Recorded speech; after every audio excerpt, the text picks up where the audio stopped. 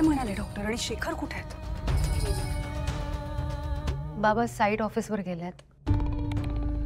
भाऊजी इथे होते आणि हे मिरजला गेलेत ना, त्यामुळे मग बाबांना जावं लागलं.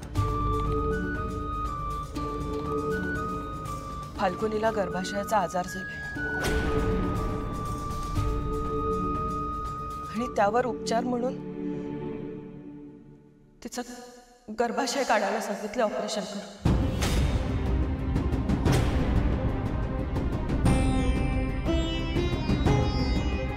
तिच्या जीवाला धोका नाही ना काही?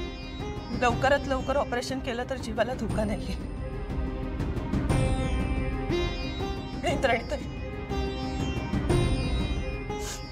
आपली फाल्गुनी कधीच आई होऊ शकणार नाही.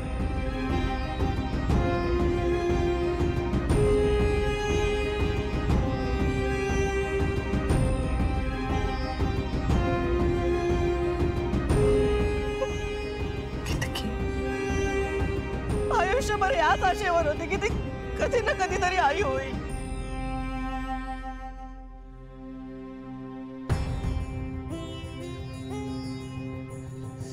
या घरातल्या काही मोजक्या माणसांना सोडलं ना, तर या घरातल्या सुनांना आयुष्यभराचं ओझं म्हणून एक तरी दुःख वहावंच लागतं.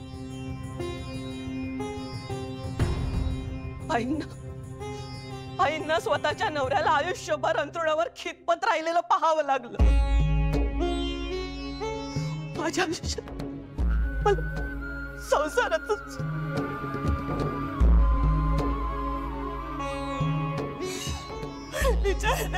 फाल्गुनीच्या नशिबात आई पण देवा का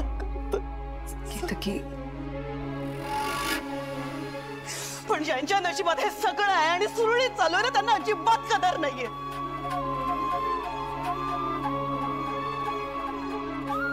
शापित राजाध्यक्षांच्या सुना शापित आहेत फक्त ही सोडून.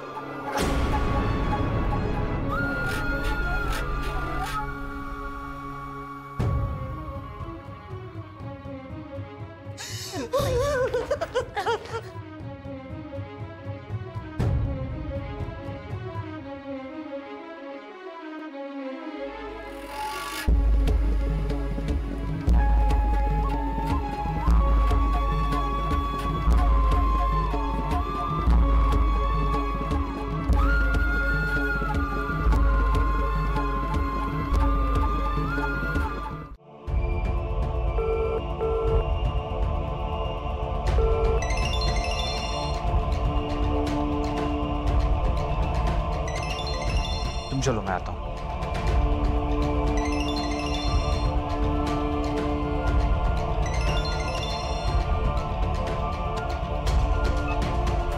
मित्रा तुला कळत नाहीये ना, कालपासून इतक्या वेळा फोन कट केलाय मी तुझा आणि तुझ्याशी नाही बोलायचं. तुम्ही तरी असं नका ना बोलू माझ्याशी.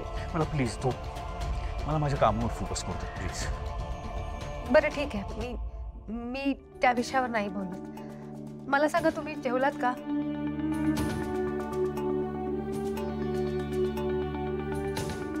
वेळच्या वेळी खायला नको का? कामाच्या गडबडीत खाणं पण सगळं कसं विसरता तुम्ही? नेत्रा तुझ्यामुळे ऑलरेडी खूप डिस्टर्ब आहे मी.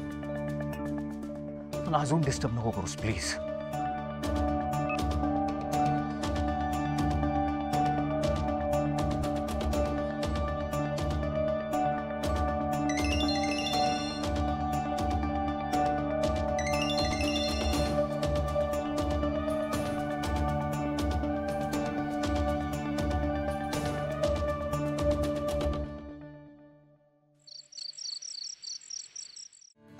मी करेन. एवढे टाइम दिलेला कुठे केलास तू? आता गेला टाइम तुझा. आरती पाठ पण होत नाही तुझी नीट. ईशा, तुला परीक्षेला आरती विचारणार ना तर अन्न घेऊन ये तू. आई बघ ना, मला चिडवते माझी आरती पाठ नाहीये म्हणून. ईशा, असं चिडवतात का? सॉरी आई, परत नाही करणार. होतील आरत्या पाठ, असं नाही बोलायचं. आई मला झोप येते. झोप येते माझ्या बाळाला? तुला नेहमीच झोप येते. आई बघ ना गं परत चिडवतीये. मग काय एक दिवस लवकर उठली तर सुरू यायचं, आई मला झोप आली, बाबा मला झोप आले. बघ ईशा, अगं काय तू झोपते, निदान तिला तरी झोपू दे. सॉरी आई, परत नाही करणार. तू झोप ग बाळा. आई मी झोपते पण तू मला थोपटशील ना.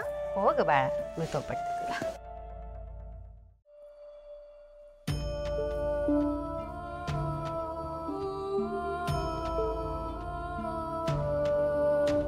इशू झोप हा, मी आलेच.